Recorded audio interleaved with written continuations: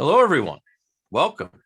Thanks for joining our diagnostic training session today. If you have any questions, if you're on Zoom, just look up at the top of the bottom of your screen, wherever your Q&A button is. You should see it with all your other Zoom controls there.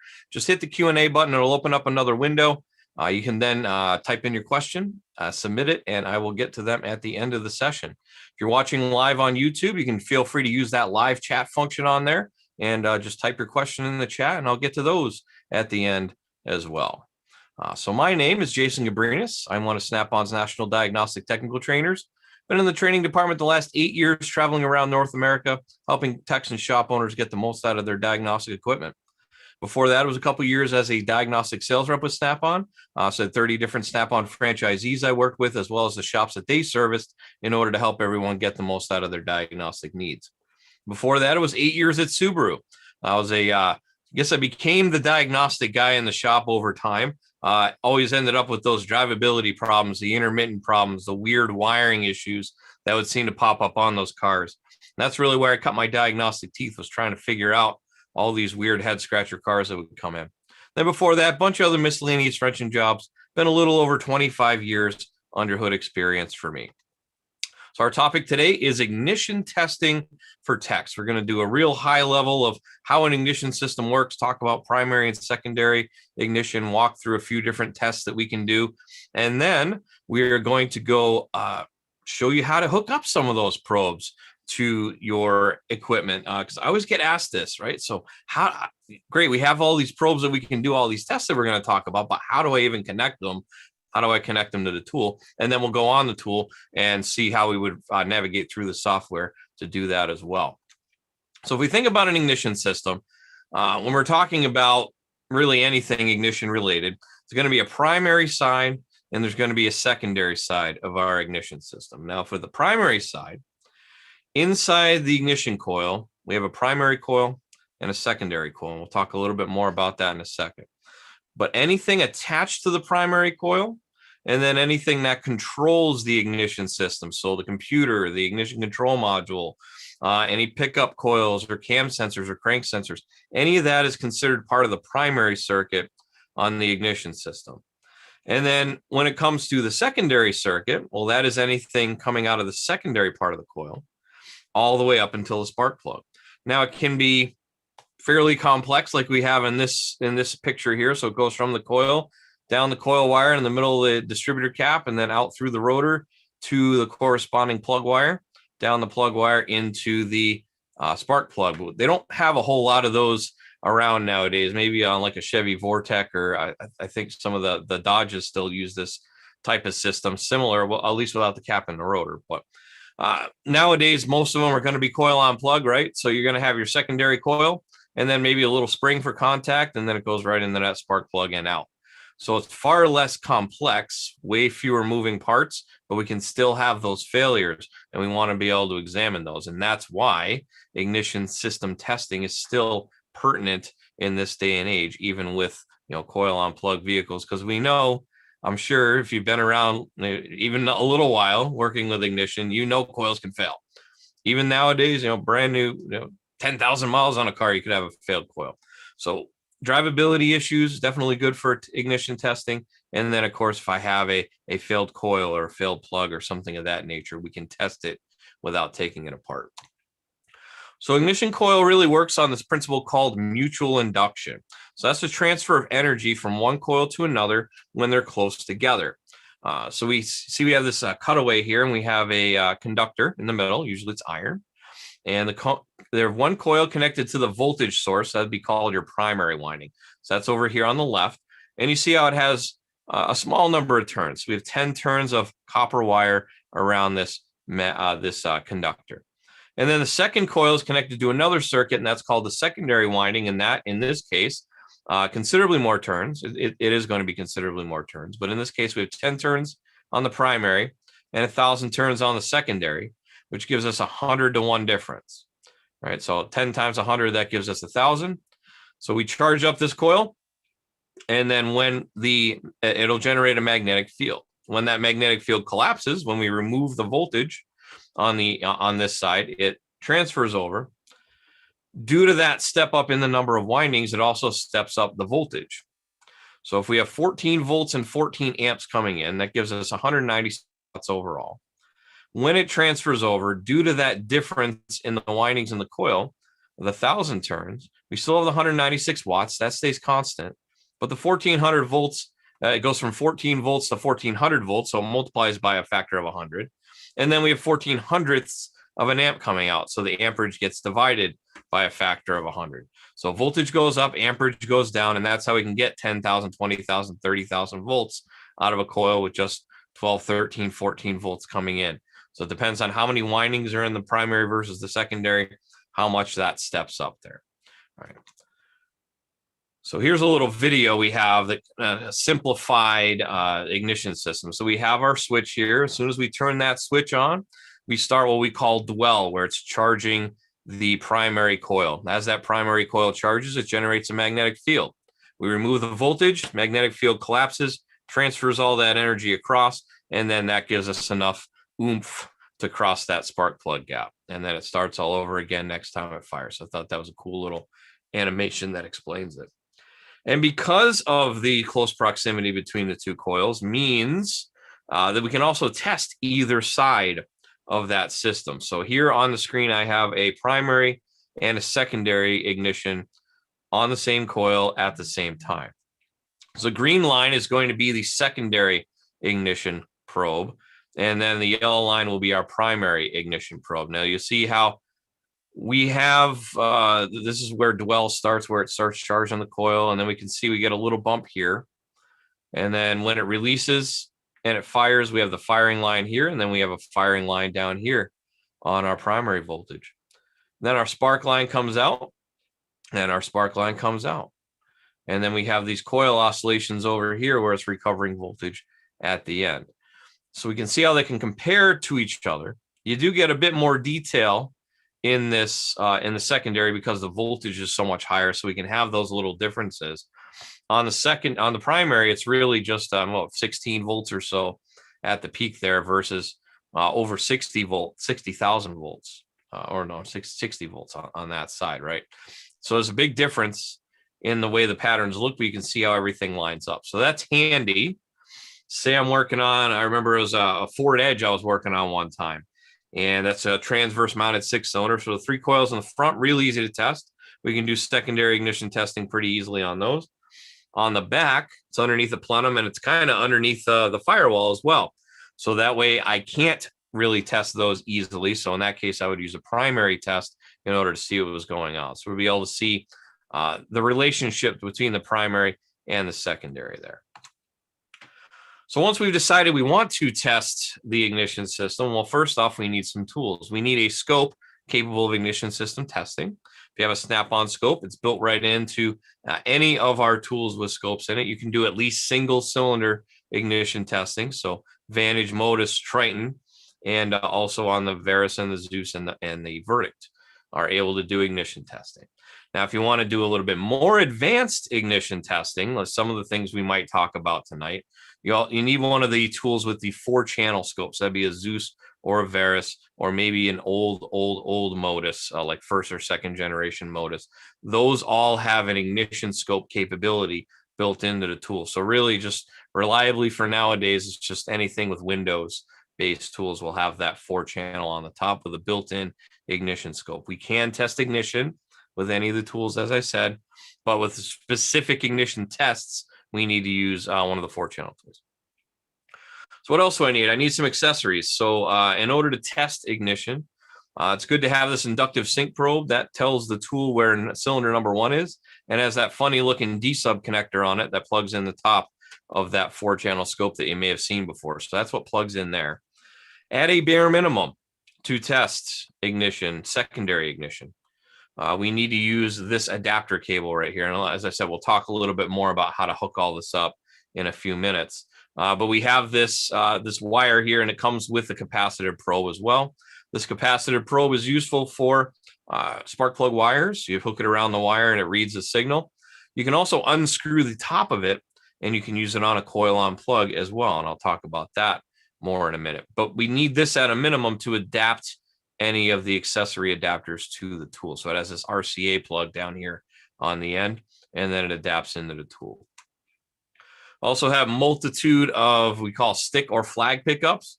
So we have this long stick that's about long enough to catch 4 cylinders on an inline 4-cylinder, or maybe one on each bank on an 8-cylinder on a vehicle. And you just kind of lay it across the top of the coils and it'll pick up the energy from the coils.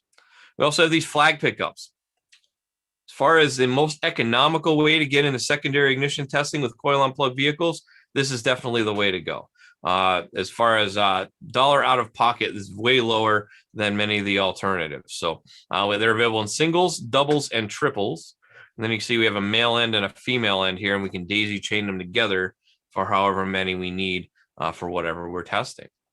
And then there's also 13 different part numbers of coil on plug vehicle specific adapters, right? So these are, there's one for Chrysler, there's one for Volkswagen, there's one for Mercedes, there's one for Ford. There's multiple different varieties to fit multiple different types of vehicles. So those are available as well. And that's I'd recommend those if there's one specific type of vehicle you work on all the time and you know you're going to be testing that. COP1, for example, is very common for those Fords with the round coils with the flat spot on there. Fits right on that flat spot, makes it real easy to test those. So if you do a lot of those coils, might be worth investing. It might not be a bad idea is what I was going to say. Then also you may have one of these in your toolbox. I know these have been around for quite some time, but they're still available and they're actually still very viable for testing on vehicles. This is the SIA 2000. This was originally designed to test waste spark vehicles. So back in the late 90s, early 2000 or late 80s, early 90s, all the way up into the 2000s there. I know GM was especially fond of the coil packs there with the waste spark ignition systems. There's plenty of other manufacturers out there as well. Subaru used waste spark for a very long time as well. This was originally used for that because waste spark has a positive and a negative. So half of them fire on the ignition stroke and half the cylinders will fire. There'll be a companion cylinder that fires on the exhaust stroke. So one's a positive polarity, one's a negative polarity. And on the back of this tool, it actually has a plus and a minus on the back. So you'd plug in your negative polarity on one side, positive polarity on the other side, and you can test up to an 8-cylinder waste spark with this. On the more recent versions of this, there's also some cabling that will attach 4 RCA connectors on each of these. So you can do both on the negative side and then hook up 8 total RCA connectors. So you can do 8 individual coil on plug adapters if you wanted to do that as well. So that's if you're really, really getting heavy duty into that ignition system, that not a bad option for you as well. So once I have all my tooling and I'm ready to go and I'm ready to test, how can I test this? What kind of patterns can I look at? And we'll talk more about interpreting the patterns in a couple of minutes, but how would I go through and test this? So as far as testing ignition on all of our tools, we can do at least single cylinder ignition. So any of the tools with a scope can do single cylinder ignition testing where you can see one cylinder at a time on the screen. When we get into the ignition scopes, so the Varus and the Zeus, we are allowed to do a parade pattern. So it has setup functions in there. We can look at all 8 cylinders on the screen, or I think up to 12 cylinders on the screen there. And that is used to compare voltage between the cylinders. So you see how one of these is higher, one of these is lower. What is the difference between my cylinders, how they're firing? Then we also have a pattern called Raster in there. So that stacks each of the cylinders on top of each other so we can see how they're comparing to each other time-wise. So it puts all the firing lines over here and lines up the spark lines on top of each other. So we can see is one longer, is one shorter, is one running rich, is one running lean. And then we also have a superimposed pattern available in there, which takes all those raster patterns and puts them on top of each other so we can see how smoothly the engine is running cylinder to cylinder. Now, what tests can I do once I go in there? Well, we can start with primary tests, which are very easy, and we don't actually need any special adapters for these. These are voltage-based tests. So the first one is ignition control signal. So in order to check this, we're going to check the ignition control circuit, and that's usually coming from the coil, or coming from the ECM to the coil, and it'll be hooked up there. So here's just an example wiring diagram. We would back probe on this wire, and then usually, most cases, it's going to just be a simple square wave. In this case, it's a 5-volt square wave. When it turns on, it signals the coil that this is dwell. This is where we need to start gathering up that energy in the primary side of the coil. And then when it releases, that's when it's time to fire. So when it releases that control, that's when you will get your firing line. So if I wanted to overlay these together, where I have my secondary ignition on the coil here, and then I have my coil control, you can see when that coil control goes up, that's where dwell starts charging up the coil. And then when my square wave falls off, that's when it fires the coil, right? So we can see how that lines up perfectly in there. So if I don't have 5 volts there, then I won't have a firing coil. Coil control is not working. Can also check primary voltage. So this will check the supply side of the coil. So remember how we said we have our primary side and our secondary side, and we can see them both on the screen at the same time, depending on how we're testing it. So being able to see that voltage, if I can't get to the coil for secondary for some reason, I can also test it this way. So we can see in this case, we have the signal comes in. This is just constant alternator voltage. When it is time for dwell, voltage drops because it is going into the coil. Once it is time to fire, all that voltage stored up leaves the leaves the coil, crosses the gap, and it fires. And then we have a little bit of a signal over here in this particular vehicle. It doesn't give us a lot of detail there, but you still can see where dwell starts and where the firing is as well. If I wanted to overlay those together, here's my primary here, here's my secondary there, and we can see how they relate to each other. Can also check the primary current going into the coil as well. So in this case, we'll use a low amps probe on that positive feed wire, and we can see the current going into the coil as well. So we can see we have a nice smooth ramp right here. It's slowly and smoothly adding amperage into that coil. And then in this case, it is a current limited design. So when it gets up to a set amount of current, looks like about 12 amps or so, it just levels off. And then when it's time to fire, all that amperage goes away because that is all carried off with the voltage that goes across as well. So we can see how it builds up. Now, if it went up sharply and then over, that is a mechanical problem inside the coil. So it is most likely a shorted or open coil because there's high resistance to the amperage coming in. So if it went up sharply and then went over, maybe it's still firing, but it's taking a long time to charge up that coil. It has a lot of resistance, so we need more amperage to flow in there. If I were to compare the two on the screen, amperage versus secondary ignition, you can see when dwell starts, we start charging the coil. When it's time to fire, amperage goes away and voltage goes. Here's an example of that bad coil I was talking about earlier. This is on a BMW. So you see how it goes up very sharply before it curves. So that indicates problems in the winding in there. So it gets to about 6 amps before it starts charging normally. Now the other look, we see these other peaks here. This is also because this particular vehicle has multiple spark or multi-strike ignition. So usually at a lower RPM, it'll spark multiple times in an ignition event. I know many Fords are like this as well. And this is, like I said, on a BMW. So here's a bad current ramp. And we can see it also hits about maybe 12 amps at the peak there. So it takes 7 amps to start and then gets up to 12 amps. That's a bad current ramp. They replaced the coil on that vehicle. You can see how the ramp goes up nice and smooth now. And it only gets up to about maybe 9.5, 10 amps. So it's not even drawing as many amps as it had before, right? So there's our primary current there as well. So good. So that's all our primary side. Now let's talk about the secondary, because that's where all the cool pictures come from, is the secondary side, right? So I want to hook up to the spark plug or a coil wire, or directly on the coil if I have a coil on plug vehicle. If I have a coil near plug vehicle, I can do either or. I can hook up to the coil, or I can hook up directly to the wire that's going to the plug, like on a Chevy Vortec, for example. In this case, I have a flag pickup on top of the coil, and here's what we would see. So we have 0 volts. It comes in, dwell starts. It starts charging that coil, and then when it releases, there's my spark line, or my firing line right there. This is the highest amount of voltage because this is where we have to cross the spark plug gap and get the spark start. Once the spark starts, doesn't take nearly as many volts to keep it going, so it drops down considerably, and then we have our spark line over here.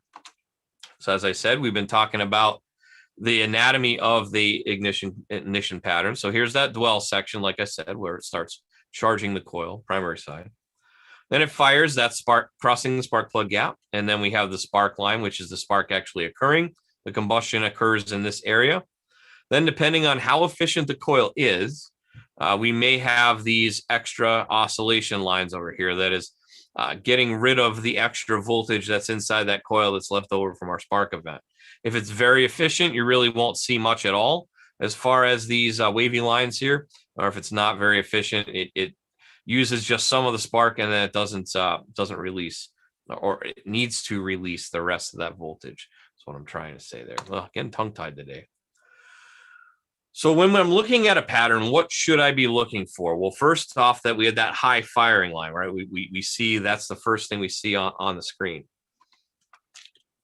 So the voltage of the firing line and in the spark line is going to be dependent on what's going on inside the cylinder.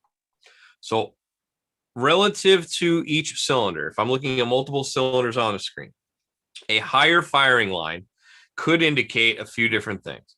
So it could be a wide spark plug gap. So I have a longer distance to travel, so my firing line has to be higher. Lean air fuel mixtures. I don't have as many hydrocarbons to burn, so it's more air than fuel. So that would give us a higher voltage line as well, because it has nothing holding it back in the hydrocarbon department. High cylinder pressures. Now we're getting down to, well, the molecules are pressed together tightly, so it takes more voltage to separate them apart to burn. And then retarded ignition timing because of where it is in the stroke of the engine. So we want to check the firing line either as a single cylinder. We can do that and just say, okay, so this one was at 10,000 volts. This one's at 10,000 volts. This one's at 12,000 volts. I can check them separately, or use other cylinders for comparison, because I do want to compare across the different cylinders. Typical tests that we can do: a cranking test, crank it over, or we can do a cruise test at 2,500 RPM, or a wide open throttle snap. When we do that, here's an example of a cranking test. So this is wide open throttle. And why do I have a wide open throttle when I'm cranking? So this vehicle has fuel cut when I leave it to wide open throttle. So we do have a lot of air coming in, but we don't have any fuel coming in. So we have no burning going on. So we want to see where the firing lines are relative to each other. So this is about 10,000 volts right there relatively. One's maybe about 9, about 10. They're fairly even. That's a good look. In this case, this is the same vehicle. This is a little earlier. So we were given this vehicle a tune-up, and we said, well, let's see what the difference is if I change 3 out of the 4 spark plugs, and then see what the bad spark plug in there, what the difference is. So very worn out spark plugs, over 150,000 miles on these plugs. And we can see that the firing line is considerably higher on that one cylinder where we hadn't changed the spark plug yet. And then the rest of them are 7, 8, 9,000 volts. And this one's considerably higher. So we can see there's that wide spark plug gap we had the problem with. We can go, after we crank it over, we can go up to a cruise test. All right, so here's a cruise test holding it at 2,500 RPM. Since the ignition timing advances, the spark voltage comes down. Right, so now I see maybe about 3,000 volts to cross that gap. It takes considerably less time to do that. And then we have a wide open throttle snap. So here's a wide open throttle snap test. Snap that throttle. We can see that they go up, the firing lines go up a bit, and they should fall after I release the throttle. And we also see a considerable amount of turbulence in the cylinders as well. And we'll talk about what that turbulence means in just a second when we get to the spark lines. So the spark line, the length and the shape of the spark line are also affected by conditions inside the combustion chamber. The same conditions that'll affect the firing line also affect the spark line. Spark line should be fairly horizontal, and it should show some of that turbulence. The turbulence is the actual burning of the hydrocarbons going on in there. So we want to see that turbulence up and down. Now, spark line can be anywhere from 0.85 milliseconds to about 2.5 milliseconds in length, depends on RPM. Lean mixtures increase voltage, rich mixtures decrease voltage. So we always want to remember, lean goes up, rich goes down. So here's an example of a single cylinder on this one had spark plug wires on this particular vehicle.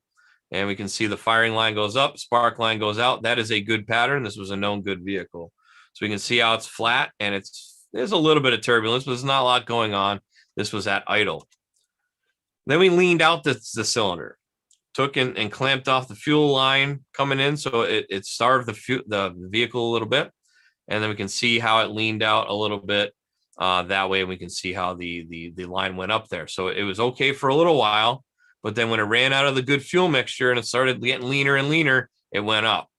And then it ran out of fuel. So it just started oscillating over here. So we can see how it went on an upward trajectory. Now, here's the vehicle that we did the tune-up on a little earlier we were talking about. So in this case, worn out spark plugs, it was more fuel in the cylinder, right? So it was running more rich. So then we have this angle downwards on this look. So we can see how it's going downwards. That is a rich mixture in that case. And then we changed the spark plugs and got it all set. And now this is fairly straight. Now, notice how it does still kind of look a little bit down. I'm going to leave that to chalk that up to probe placement as far as that was concerned, because it's straight and we can see how it goes. It kind of curves here and then it kind of curves down the other way there. I'm going to rack that up to where the probe was placed in that case. So let's take a look and talk about placing probes. So let me see if I can make this happen here. So I got to do this and do this, and I got to do this. All right. So I should be sharing that screen. We should see an ignition coil on the screen. I'm pretty sure we do. So here is my first example. So we have our flag pickups. All right. So this is one of those 2 for flag pickups. And it has the male and the female end on there as well. So when I'm going to hook this up to the tool, I need this adapter, right? We looked at that adapter wire earlier. It's got the male RCA, and then it's got the 2 wires that go on the end that go into the tool.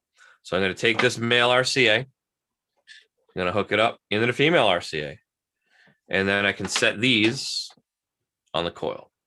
So notice how it says side A, this side towards coil to increase signal, and then side B, this side towards coil to reduce signal. So it's got more plastic on one side. So it's more sensitive on one side than the other. And then we'd put it on the coil. Now, in this case, on this vehicle, this is a Subaru coil. It's a coil on plug off of Forester. And you can get a signal if we put it, because it would be a horizontally opposed engine. You can put it like this and you will get a signal.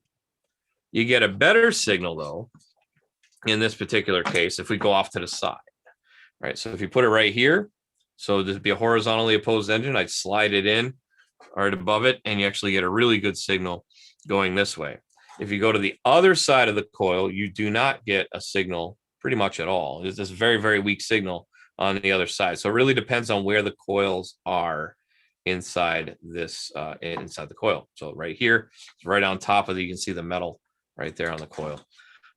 This does also have a built-in ignition control module.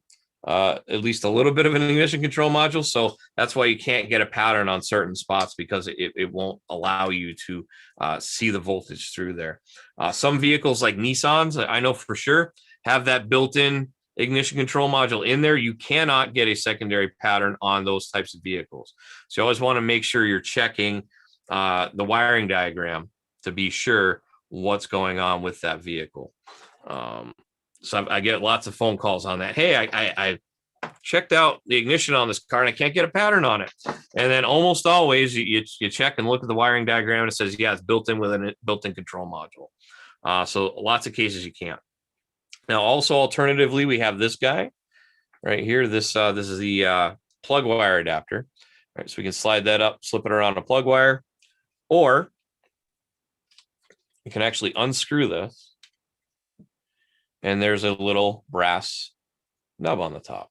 This little brass nub can also be put on the coil, and it'll be able to read secondary voltage off the coil as well. Now, if I had this on a straight inline 4-cylinder where the coils were like this, probably be a lot easier to get either to the side or to the top of that coil as well. So it depends on the vehicle, but you can use this to pick up, and you can actually get a pretty nice pattern doing it that way as well. So that's another, I like this kind of like a dual use, because we've had these things forever, and it's kind of like a dual use for this now. Get a little extra life out of that just by unscrewing the top there. And then once again, that has that RCA plug on the bottom, and I can just simply plug in my RCA adapter. Now this needs to go to a ground, this clip here.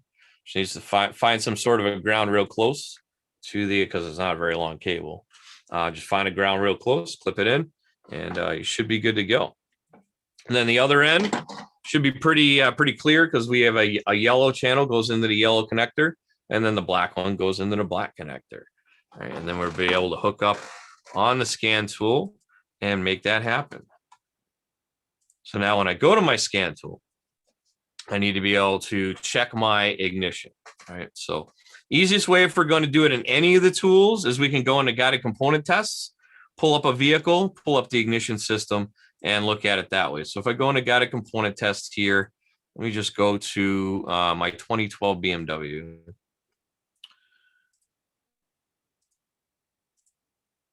Inside guided component tests, of course, there's over 5 million individual tests in there. It goes back to 1981.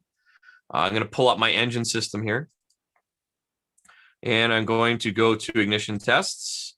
And I want to go to a secondary test. If I'm checking my secondary ignition, I want to check that. And then we can also calculate burn time in this case. So this has us doing a COP11 to calculate burn time on there. And we can actually take a look and see what we have for a signal. So all I have to do is hit view meter, see what this looks like. There we go. And I can see a pattern on the screen. Now I just have this up to a simulator.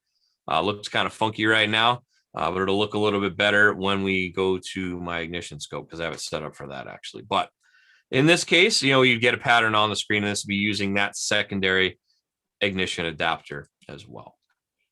Okay, so that is easiest way to do single cylinder ignition, and that works across any of the tools. Just look up a single cylinder secondary ignition test. Now, if I go to scope on my 4-channel tools, so my Zeus or my Verus, I can go in here and I actually have a full ignition scope. So go to ignition scope. It gives us those different looks that we talked about before. So we parade, single cylinder, raster, and superimposed. So we'll go to parade first. The tool defaults to a way spark test. So I need to go in here and set this up. I'm looking at an 8-cylinder on this. So I need to go in here and change some of the settings. So in order to set up the scope, I'm going to go to setup on the top. I'm going to go to setup again, and then go to ignition, because I'm setting up my ignition.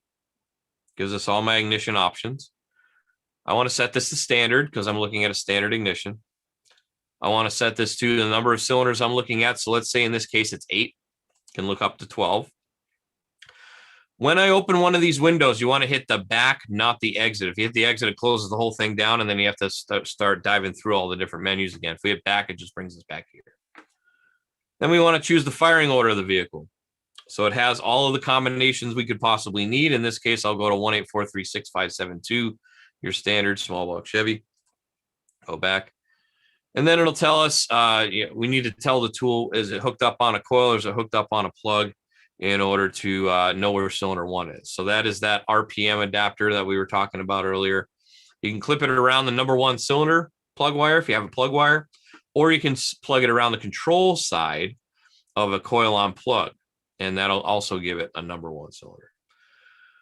Once the tool is set up, it knows how many cylinders are there. It knows where number 1 is, so it'll calculate an RPM as well. So it knows how many times it's firing per minute, or that each cylinder is firing. So that gives us the RPM.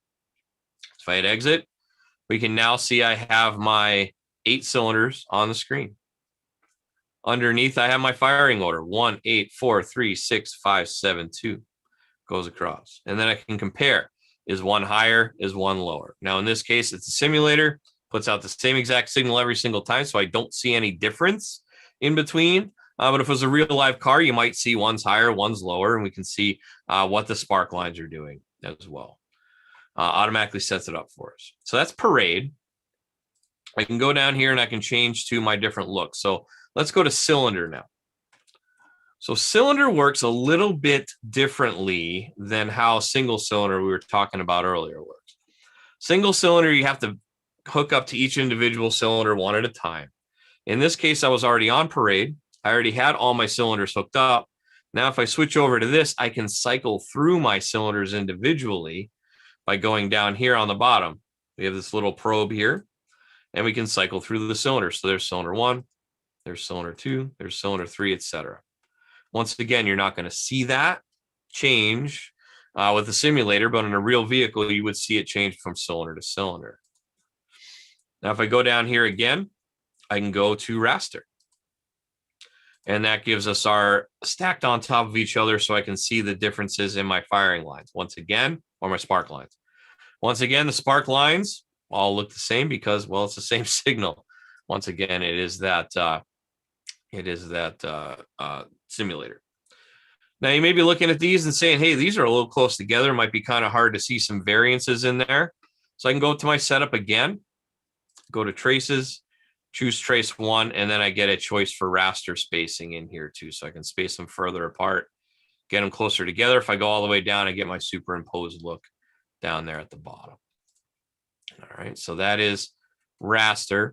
Then we have one more. It's kind of like a hidden gem in here, a little secret view.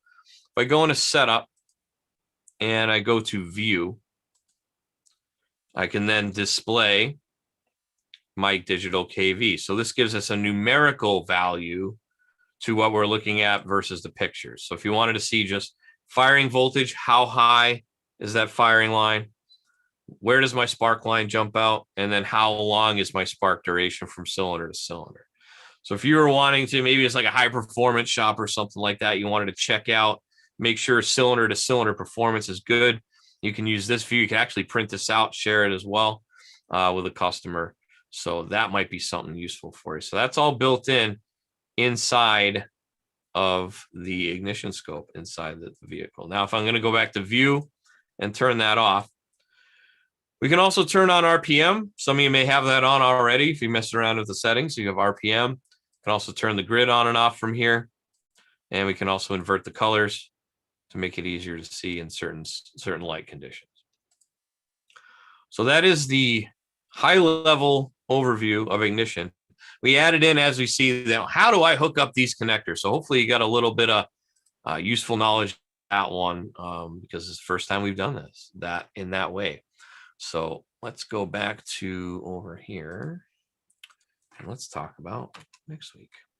Oh, yeah, by the way, the reasoning, or one of the reasons we decided to show how to hook up, and I said I get many comments on that, was if you watch on Zoom, if you're watching on Zoom right now, when the Zoom room closes, you get a survey at the end. It's a one-question survey. It said, what would you like to see more information on? What would you like to see in future events?